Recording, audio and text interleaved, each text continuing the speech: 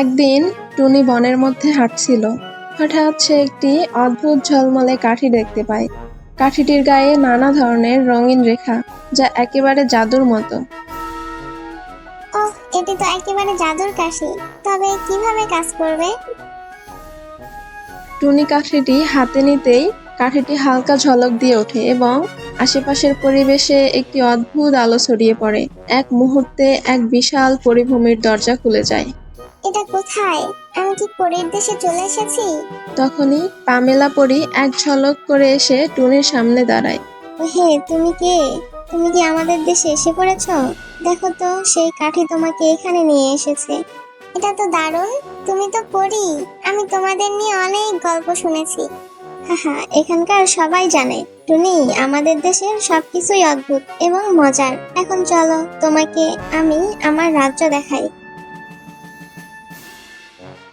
Pamela টুনিকে নিয়ে পরীর রাজ্য ঘুরতে বেরিয়ে পড়ে। আশেপাশে ঝলমলে ফুল, ঝুলন্ত রঙিন বাতি এবং বাতাসে উঠতে থাকা ক্ষুদ্র পরীরা দেখা যায়।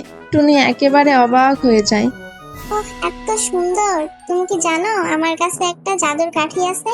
আমি কি আরেকটা পরীক্ষা করতে পারি? চলো দেখি তুমি কি করতে পারো।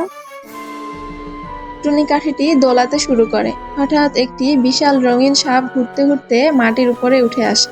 হ্যাঁ, এবার আমি সাপটি জাদু করব। টুনি কাঠি দিয়ে সাপটির পেটি করে ছোট্ট বল বানিয়ে রাখে এবং সেই বলটি সাপের শরীরে ফেলে দেয়।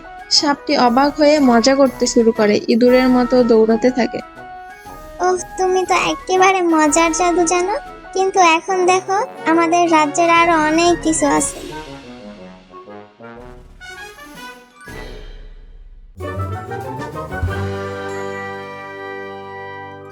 পামেলা টুনিকে রাজকীয় প্রাসাদে নিয়ে যায়, যেখানে পরিরাজা সিংহাসনে বসে আছেন। রাজা দেখতে বেশ গম্ভীর, তবে টুনির উপস্থিতি তাকে অবাক করে দেয়। এটা কি? তুমি কি এখানে পাখির মতো উড়ে আসতে চেয়েছিলে? তুমি জানো না আমাদের রাজ্যে কোনো পাখি ঢুকতে পারে না?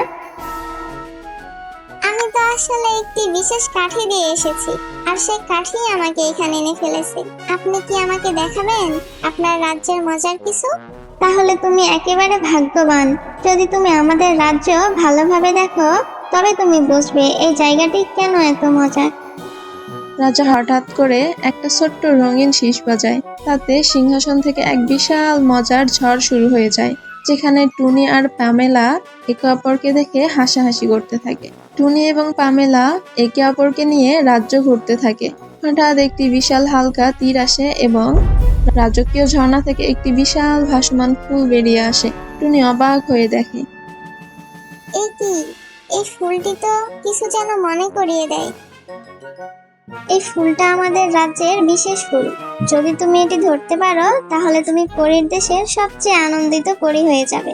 টুনি ফুলটি ধরার জন্য ঝর্ণার কাছাকাছি চলে যায়, কিন্তু তখনই রঙিন সাপটি চলে আসে এবং ফুলটি সাপের মুখে নিয়ে চলে যায়। ওহ, রঙিন সাপ, তুমি তো সবকিছু মজায় ফেলে দিয়েছো। আরে কিছু না, সাপটা একদম মজার। তুমি বুঝতে পারবে পরিরাজ্যে সবকিছু অদ্ভুত এবং হাস্যকর। টুনি যখন ফিরে যাওয়ার জন্য প্রস্তুত হয়, তখন পামেলা তাকে বিদায় জানায়। তুমি মজার পাখি টুনি। পরীর দেশে তুমি আবার কবে আসবে? অবশ্যই, কিন্তু আমি তো জানি না এই জাদুর পাখি আর কখনো তোমার দেশে নিয়ে আসবে কিনা। তবে আমরা একে অপরকে মনে রাখবো টুনি। পামেলা একটি ঝলমলে চুমু পাঠায় এবং টুনি কাঠিটি আবার দোলায়। পরীর রাজ্য একে একে মুছে গিয়ে টুনি আবার বনের মধ্যে ফিরে আসে। এটা দারুণ ছিল। পরীর দেশ, মজা এবং হাসি সবকিছুই ছিল একেবারে জাদুর মতো। এই গল্পটি টুনির মজার অভিযান, পরীর দেশে তার নতুন বন্ধুদের সঙ্গে আনন্দ করার গল্প, যেখানে প্রতিটি মুহূর্ত ছিল হাসি আর আনন্দের।